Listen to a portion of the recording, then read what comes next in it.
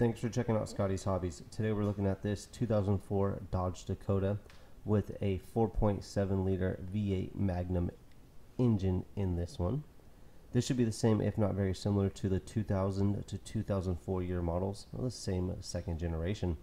Here's your underhood label. This gives you some vital information about your vehicle, such as the engine family, the emissions family, and what emissions components are on your vehicle. Real fast, we're going to get started with the PCV valve. It is hidden right here on the side of your filler neck of your oil. Here is your PCV valve. The PCV valve uses the engine vacuum to pull blow-by gases out of the crankcase and push the gases into the intake manifold and back into the combustion chamber, where they will be reburned through the combustion process and hopefully go out the tailpipe and through the catalytic converter to be cleaned up. If you have a bad PCV valve, it can cause many symptoms, from an increase of internal combustion pressure, which causes excessive blow-by, and that's how you get oil leaks, a lot of oil leaks. Failure of one or more seals and gaskets, again, oil leaks. You'll get moisture and sludge buildup inside the engine if your PCV valve is stuck in the closed position. Moisture and sludge is obviously not good and causes more problems down the road. If you have a stuck open PCV valve, you're going to get a rough engine idle, you're going to get a bad air-fuel mixture, and increase of oil consumption as well. You might also start to see blue smoke come out of the tailpipe because you're going to be sucking so much oil through your PCV valve. This is your positive crankcase ventilation valve. The PCV valve right there is really hard to see, but to change it really is not that bad, and you can find multiple videos on how to do it. But this is the location, so you can get your diagnosis or repair going, get your plan of attack. Here we're going to move on to the EVAP vapor purge solenoid. Your canister purge solenoid is a solenoid used by the computer to allow emissions vapors to flow into the intake manifold and flow through the combustion process to be burnt out the tailpipe through the catalytic converter. Your purge solenoid can cause codes such as P0496 and P0441, P0443, and P0445. If any of these codes were to come on, I would start thinking this purge solenoid is at fault, or the wiring that controls it could be at fault as well. This is your canister purge solenoid. Hopefully the vapor purge solenoid is the issue that is going to fix your vehicle, because that's probably the easiest emissions component to get to on this vehicle. Moving along, we need to get under the vehicle, right around where the driver's butt would be on the bottom side of the vehicle. You're going to find a vapor canister. If you do have vapor leaks, make sure you look for cracks and frays in all the vacuum hoses before replacing any components.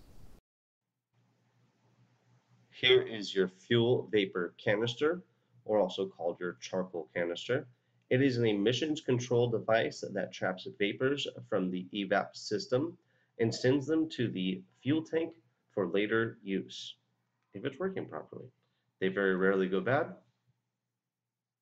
This is your fuel vapor canister. Moving towards the front of the vehicle, you'll find your leak detection pump is a device in the emissions vapor system that pulls a vacuum on the entire emissions vapor system to check for leaks. If this part goes bad, it could flag a code for a P1494 or set a code for P1494, as well as a small EVAP leak such as a P0442. This vehicle also uses the leak detection pump as a vapor vent solenoid. So this vehicle is not equipped with a vent solenoid. It is all controlled by the leak detection pump. This is your leak detection pump. Look for a link in the description below to purchase if needed. Moving more forward, near the bell housing of the transmission, we're going to find all of the oxygen sensors crammed up in a very tight area. you can get to the pre-cat oxygen sensors from the engine compartment with a tight squeeze. Here is your bank 1, sensor 1, oxygen sensor, or possibly air fuel ratio sensor. Look for a link in the description below to purchase if you need one. Pre-catalytic converter oxygen sensors, or lambda sensors, measure the amount of air to fuel ratio in the exhaust stream coming from the combustion process through the exhaust stream. With this reading, the computer knows how much fuel to give or take away from the engine to create the perfect combustion air to fuel ratio. A bad oxygen sensor can cause poor fuel economy, and also if you have a heater circuit malfunction code such as a P0135 or a P0141, I would start thinking or suspect your oxygen or lambda sensor to be at fault. If you have a lean or rich code, I would at that time start my diagnosis to find a leak in the vacuum system or the exhaust system that the computer cannot fix by giving or taking away fuel from the combustion process. These are your pre-catalytic converter oxygen sensors. Just downstream of the catalytic converter, you're going to find another oxygen sensor.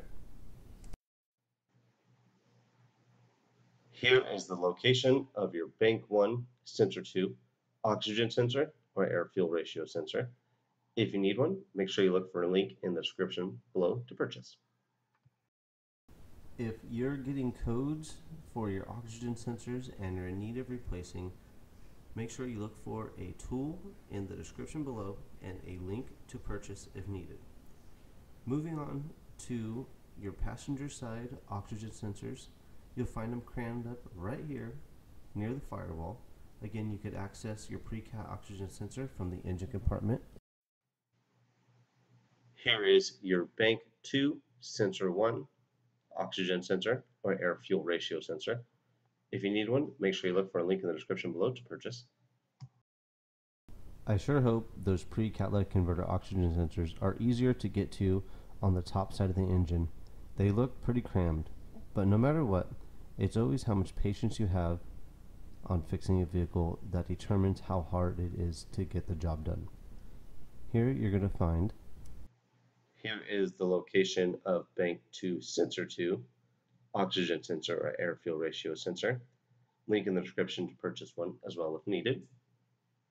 Post-catalytic converter oxygen sensors, or lambda sensors, are on your vehicle to measure the air-to-fuel ratio coming out of your catalytic converter. These want to see a wavelength that is stuck in one position, not switching from rich to lean. If it sees a rich to lean switch in your exhaust stream, the computer will think your catalytic converter is faulty. If you have a P0420 or P0421 or P0422, those codes let you know that catalytic converter is not performing at its optimum level. Those codes could be from a poor catalytic converter or from this oxygen sensor being at fault.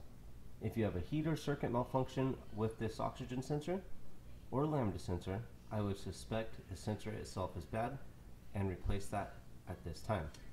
This is your post-catalytic converter oxygen sensor or lambda sensors. Check.